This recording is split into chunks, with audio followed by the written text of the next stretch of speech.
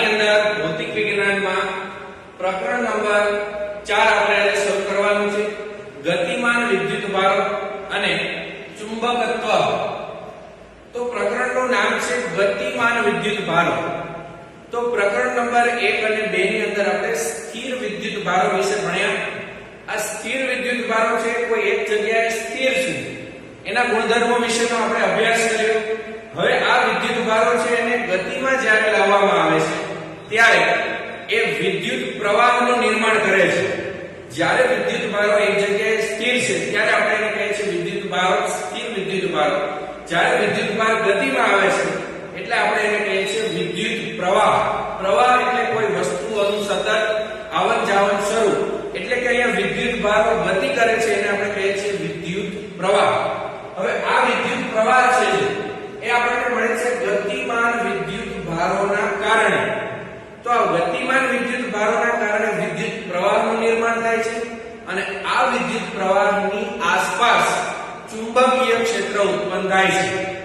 ગતિમાન વિદ્યુત ભારો એ વિદ્યુત પ્રવાહનું નિર્માણ કરે છે અને તેની આસપાસ ચુંબકીય ક્ષેત્ર છે એ પણ નિર્માણ પામે છે. અહીંયા આપણે વિદ્યુત અને ચુંબકત્વ, તો આ વિદ્યુત અને ચુંબકત્વ છે એ એકબીજા સાથે સંકળાયેલા છે. તો ઘણા બધા વર્ષોથી આ વિદ્યુત અને ચુંબકત્વના ખ્યાલો છે જાણીતા છે. ઓર્સ્ટેડ છે એ ઓર્સ્ટેડ નામના વૈજ્ઞાનિકે પણ અવલોકન કરેલું કે ગતિમાન વિદ્યુત ભારો છે એની આસપાસ ચુંબકીય ક્ષેત્ર ઉત્પન્ન થાય છે. તો અહીંયા આપણે લખ્યું છે કે ગતિમાન વિદ્યુત ભારો અથવા પ્રવાહ તેમની આસપાસ ચુંબકીય ક્ષેત્ર ઉત્પન્ન કરે છે. આવી માહિતી આપણે ઓર્સ્ટેડ નામના વૈજ્ઞાનિકે આપી છે. ત્યાર પછી સતત વિદ્યુત ભારોના અને ચુંબકત્વના સંબંધ વિશેના ઘણા બધા પ્રયોગો થયા. તેમાં મેક્સવેલ છે, આ મેક્સવેલ નામના વૈજ્ઞાનિકે વિદ્યુત અને ચુંબકત્વના કેટલાક નિયમો આપ્યા કે આ વિદ્યુત અને ચુંબકત્વ જેના લીધે ઉત્પન્ન થાય છે એ માટેના નિયમો મેક્સવેલ નામના વૈજ્ઞાનિકે આપ્યા. ત્યારબાદ હર્ટ્ઝ નામના વૈજ્ઞાનિકે રેડિયો તરંગોની શોધ કરી. તો એ હર્ટ્ઝ છે એ રેડિયો તરંગોની શોધ કરી. ત્યારબાદ જગદીશચંદ્ર બોઝ, એટલે આપણે કહીએ છીએ જે.સી. બોઝ, જગદીશચંદ્ર બોઝ જે આપણા ભારતના વૈજ્ઞાનિક હતા, એ જગદીશચંદ્ર બોઝ અને બીજા છે જી. માર્કોની, એ બંને જે રેડિયો તરંગો છે એને ઉત્પન્ન કરવા માટેનો પ્રયોગ કર્યો હતો. ત્યાર પછી આપણે જોઈએ તો ચુંબકીય બળ એનું ઉદ્ગમ સ્થાન અને ચુંબકીય ક્ષેત્ર, કે આ ચુંબકીય બળ છે એ શાના કારણે ઉત્પન્ન થાય છે, એનું ક્ષેત્ર છે એ કેટલું છે. તો એની પહેલા આપણે વિદ્યુત ક્ષેત્ર જે ભણી ગયા છે એના વિશે ચર્ચા કરીએ. તો વિદ્યુત ક્ષેત્રનું સૂત્ર આપણી પાસે છે એ કેટલું છે તો Q/4πε0 r². આ છે આપણી પાસે વિદ્યુત ક્ષેત્રનું સૂત્ર. અને અહીંયા આપણી પાસે છે વિદ્યુત બળ F. તો F બરાબર થાય છે QE. Q છે વિદ્યુત ભારનું મૂલ્ય છે અને વિદ્યુત ક્ષેત્ર છે E. તો જેવી રીતે સ્થિર વિદ્યુત ભારો વિદ્યુત ક્ષેત્રનું નિર્માણ કરે છે એવી જ રીતે ગતિમાન વિદ્યુત ભારો છે એ ચુંબકીય ક્ષેત્રનું નિર્માણ કરે છે. તો જ્યારે ગતિમાં હોય છે વિદ્યુત ભારો ત્યારે એ વિદ્યુત ક્ષેત્ર અને ચુંબકીય ક્ષેત્ર બંનેનું નિર્માણ કરે છે. તો અહીંયા સ્થિર વિદ્યુત ભારો છે વિદ્યુત ક્ષેત્રનું નિર્માણ કરે છે અને ગતિમાન વિદ્યુત ભારો છે એ ચુંબકીય ક્ષેત્રનું નિર્માણ કરે છે. આ ચુંબકીય ક્ષેત્ર છે એને આપણે કેપિટલ B વડે દર્શાવી શકીએ છીએ. ત્યાર પછી જોઈએ તો ચુંબકીય ક્ષેત્ર અને લોરેન્ટ્ઝ બળ.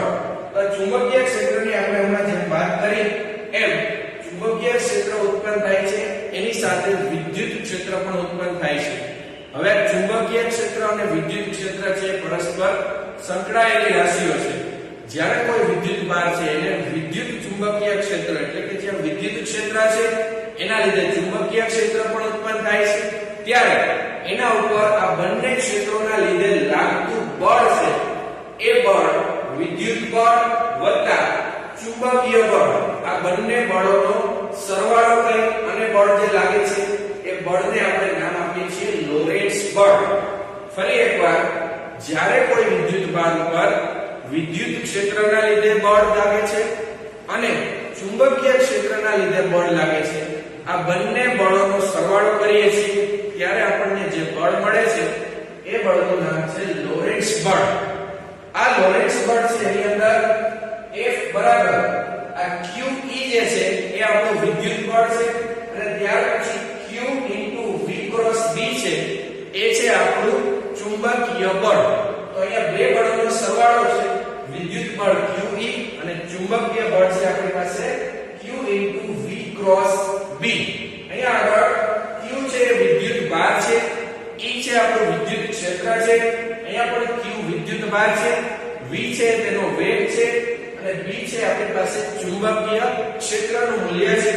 આ બંનેમાંથી આપણે Q ને સામાન્ય કાઢીએ તો કૌંસની અંદર મળે છે E પ્લસ અહીંયાથી Q સામાન્ય નીકળી ગયો છે એટલે V ક્રોસ BR. આ BR છે એ ચુંબકીય ક્ષેત્રને દર્શાવવા માટેની પદ્ધતિ છે. આપણે અહીંયા પણ BR છે લખી શકીએ છીએ. તો આ જે આપણને સૂત્ર મળ્યું છે આ સૂત્ર છે લોરેન્ટ્ઝ બળનું. લોરેન્ટ્ઝ બળ એટલે વિદ્યુત ભાર પર ચુંબકીય અને વિદ્યુત ક્ષેત્ર બંને વડે લાગતા બળોનો સરવાળો, જેનાથી આપણને લોરેન્ટ્ઝ બળનું સૂત્ર મળે છે. ત્યાર પછી વાત કરીએ તો ચુંબકીય ક્ષેત્રની લાક્ષણિકતાઓ. લાક્ષણિકતાઓ કેટલા તેમના ગુણધર્મ. શું છે આ લાક્ષણિકતાઓ? તો પહેલી લાક્ષણિકતા છે કે Q V અને B ઉપર આધાર રાખે છે. Q એટલે વિદ્યુત ભાર, V એટલે કે તેનો વેગ અને B છે વેગ એટલે વિદ્યુત ભારનો વેગ છે અને B છે ચુંબકીય ક્ષેત્ર. આવું શું કામ થાય છે કે ચુંબકીય ક્ષેત્રમાં ચુંબકીય બળનું આપણી પાસે સૂત્ર છે Q V ક્રોસ B. તો એમાં જે ત્રણ રાશિઓ આવે છે આ ત્રણેય ઉપર આધાર રાખે છે એટલે કે Q V અને B આ ત્રણેય ઉપર આધાર રાખે છે ચુંબકીય ક્ષેત્ર. દાખલા તરીકે અહીંયા આપણે જોઈએ બીજો મુદ્દો તો Q V ક્રોસ B હોવાથી ક્યારેક તેનું મૂલ્ય શૂન્ય મળે છે. તો એ શૂન્ય મૂલ્ય છે ક્યારે મળે છે? તો આની અંદર જો વિદ્યુત ચુંબકીય ક્ષેત્ર છે એ શૂન્ય નથી, વિદ્યુત ભાર પણ શૂન્ય ના હોય તો અહીંયા વેગ છે એનો શૂન્ય હોઈ શકે. તો જ્યારે એનો વેગ છે એ શૂન્ય હોઈ શકે અથવા V ક્રોસ B. તો અહીંયા V ક્રોસ B એટલે કે ક્રોસની નિશાની આપણે કાઢીએ તો વચ્ચે sin થીટા મૂકવું પડે. આપણે ધોરણ 11 ની અંદર શીખ્યા. તો V ક્રોસ B એમાંથી ક્રોસ કાઢીએ તો થઈ જાય VB sin થીટા. હવે sin થીટા ની કિંમત ક્યારે 0 આવે છે? તો કે એક વખત sin 0 ની કિંમત 0 આવે, પછી sin 90 ની કિંમત તો 1 આવે છે એટલે કે sin pi/2 અને sin pi ની કિંમત છે એ આપણી પાસે આવે છે 0. તો જ્યારે વચ્ચેનો ખૂણો છે V અને B વચ્ચેનો ખૂણો એ આપણને શૂન્ય મળે અથવા તો પાઈ મળે. એટલે કે V એટલે કે વેગની દિશા અને ચુંબકીય ક્ષેત્રની દિશા બંને સમાંતર હોય અથવા પ્રતિ સમાંતર હોય.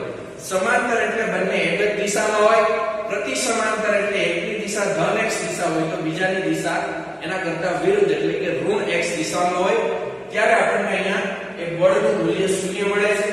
ત્રીજો પોઈન્ટ છે જો વિદ્યુત ભાર ગતિ ના કરતા હોય તો વિદ્યુત ભાર જ્યારે ગતિ ના કરતા હોય તો એનો વેગ છે આપણે શૂન્ય મળે છે. તો અહીંયા આપણે v ની જગ્યાએ શૂન્ય મૂકી દઈએ તો 0 ગુણ્યા v એટલે 0 અને એને ગુણ્યા q એટલે પણ 0. તો અહીંયા ત્રણ લાક્ષણિકતાઓ છે. પહેલી લાક્ષણિકતાની અંદર આપણે વાત કરી કે આ બળ અથવા વિદ્યુત ચુંબકીય ક્ષેત્ર છે કોના ઉપર આધાર રાખે છે? તો કે q v અને b. બીજા પોઈન્ટની અંદર આપણે વાત કરી કે આ જે ચુંબકીય ક્ષેત્ર છે અથવા ચુંબકીય બળનું સૂત્ર છે આપણી પાસે Q V ક્રોસ B એનું મૂલ્ય શૂન્ય ક્યારે હોય? તો કે જ્યારે V ક્રોસ B એટલે કે VB sin θ માં થીટા એટલે કે V અને B વચ્ચેનો ખૂણો શૂન્ય હોય અથવા તો પાઈ હોય. તો જ્યારે ખૂણો 0 હોય છે ત્યારે બંનેની દિશા સમાંતર હોય છે, જ્યારે ખૂણો પાઈ હોય છે ત્યારે બંને પ્રતિ સમાંતર હોય છે ત્યારે આપણને બળનું મૂલ્ય શૂન્ય મળે છે. ત્રીજા મુદ્દાની અંદર વાત કરી કે જ્યારે વિદ્યુત ભાર સ્થિર સ્થિતિમાં હોય છે એટલે કે ગતિમાન હોતા નથી ત્યારે આપણે એનું મૂલ્ય શૂન્ય મળે છે. ત્યાર પછી આપણે વાત કરીએ ચુંબકીય બળ એટલે F = Q * V cross B. ક્રોસની નિશાની કાઢીએ એટલે મળે છે Q VB sin θ. n caret છે એનો એકમ સદિશ છે બળની દિશામાં. તો અહીંયા થીટા છે V અને B વચ્ચેનો ખૂણો છે. ચુંબકીય ક્ષેત્રનો એકમ આપણને અહીં આપેલો છે B = F/qv. તો આના ઉપરથી આપણે કહી શકીએ કે F નો એકમ છે ન્યૂટન અને Q એટલે નીચે કુલમ્બ અને V એટલે મીટર પ્રતિ સેકન્ડ એટલે અહીંયા આવશે મીટર, તો અહીંયા આપણે કહી શકીએ મીટર પ્રતિ સેકન્ડ. તો ન્યૂટન ઇન્ટુ સેકન્ડ પર કુલમ્બ ઇન્ટુ મીટર. તો અહીંયા આપણે આવી રીતે એનો એકમ લખી શકીએ. એના બીજા એકમો પણ છે. ટેસ્લા છે એ નિકોલા ટેસ્લા ના નામ ઉપરથી ચુંબકીય ક્ષેત્રનો એકમ ટેસ્લા પણ લખવામાં આવે છે. બીજો એના કરતા નાનો એકમ છે ગોસ. એ ગોસ છે એ પણ લખવામાં આવે છે. ગોસ બરાબર 10⁻⁴ ટેસ્લા. પૃથ્વી માટે પૃથ્વીનું ચુંબકીય ક્ષેત્ર છે એટલે આશરે 3.6 × 10⁻⁵ ટેસ્લા જેટલું આપણને મળે છે. ત્યાર પછી આગળ વધીએ તો વિદ્યુત પ્રવાહ આધારિત વાહક પર લાગતા ચુંબકીય બળની વાત કરીએ કે કોઈ એક તાર છે, આ તારની લંબાઈ આપણી પાસે છે L. તાર છે એ નિયમિત આડછેદ વાળો છે, એટલે કે એનું આડછેદ છે બધી જગ્યાએ નિયમિત છે. તારની લંબાઈ આપણી પાસે L છે, આડછેદનું ક્ષેત્રફળ આપણી પાસે છે કેપિટલ A. આની અંદર વિદ્યુત ભારની સંખ્યા ઘનતા એટલે કે એકમ કદમાં વિદ્યુત ભાર વાહકોની સંખ્યા છે સ્મોલ n. આપણે અહીંયા લખેલું છે વાહક સળીઓ છે, લંબાઈ L છે, આડછેદનું ક્ષેત્રફળ A છે, વિદ્યુત ભારની સંખ્યા ઘનતા છે n. તો આપણી પાસે અહીંયા કુલ વિદ્યુત ભાર આવશે સંખ્યા ઘનતા n ગુણ્યા એની લંબાઈ L એને ગુણ્યા એનું આડછેદનું ક્ષેત્રફળ એટલે કે NLA. આપણી પાસે આવે છે કુલ વિદ્યુત ભાર. હવે એનો ડ્રિફ્ટ વેગ છે આપણે Vd ધારી લઈએ તો ચુંબકીય બળનું આપણી પાસે અહીંયા સૂત્ર છે F q * V × B. પણ આ તો એક વિદ્યુત ભારની વાત છે. આપણી પાસે કુલ વિદ્યુત ભારોની સંખ્યા છે NLA. તો આ જે સૂત્ર આપણને અહીંયા મળે છે આ સૂત્રને આપણે NLA વડે ગુણીએ એટલે આવું મળશે F = NLA જે વિદ્યુત ભારોની કુલ સંખ્યા છે એને ગુણ્યા વિદ્યુત ભાર Q અને V × B. આવું આપણને અહીંયા મળે છે. પરંતુ N Q અને Vd એ ત્રણનો ગુણાકાર છે. N Q અને Vd એ એની જગ્યાએ આપણે લખી શકીએ વિદ્યુત પ્રવાહ ઘનતા J. તો આ ત્રણ પદોને કાઢીને એની જગ્યાએ આપણે અહીંયા J લખેલું છે. તો J A L ઇન્ટુ અથવા તો ક્રોસ B આવું આવે છે. આ ત્રણની જગ્યાએ J A L cross B તો અહીંયા લખેલું છે J A L cross B. પરંતુ વિદ્યુત ભારની પ્રવાહ ઘનતા J ગુણ્યા એનું આડછેદનું ક્ષેત્રફળ A. તો J ઇન્ટુ A એની જગ્યાએ આપણે લખી શકીએ છીએ અહીંયા I. તો આ બંનેને કાઢીને એની જગ્યાએ આપણે લખી શકીએ I. તો અહીંયા બે કાઢી અને એની જગ્યાએ આપણે લખેલું છે I. તો I L ક્રોસ B એટલે અહીં લખેલું છે I L ક્રોસ B. આવી રીતે આપણે જે આ કુલ વિદ્યુત અથવા ચુંબકીય ક્ષેત્ર જે છે તો વિદ્યુત પ્રવાહ ધારિત વાહક પર ચુંબકીય બળ કેટલું લાગે છે તો કોઈ પણ વિદ્યુત પ્રવાહ ધારિત તાર હોય અથવા કોઈ બીજો આકાર હોય તો એના ઉપર કુલ બળ લાગે છે IL ક્રોસ B જેટલું.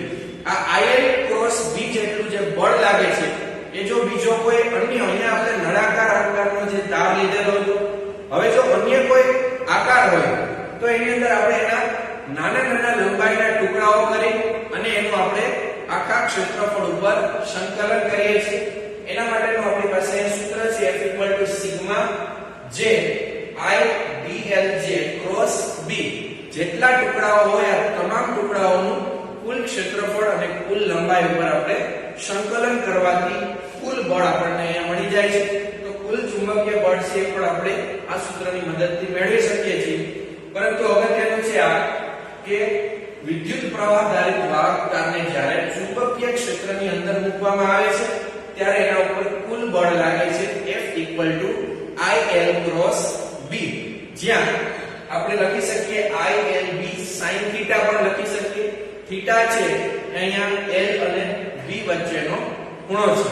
વધારે ચર્ચાઓ આપણે આના પછીના લેક્ચરની અંદર કરવાના છીએ. ત્યાં સુધી જય હિન્દ, જય ભારત.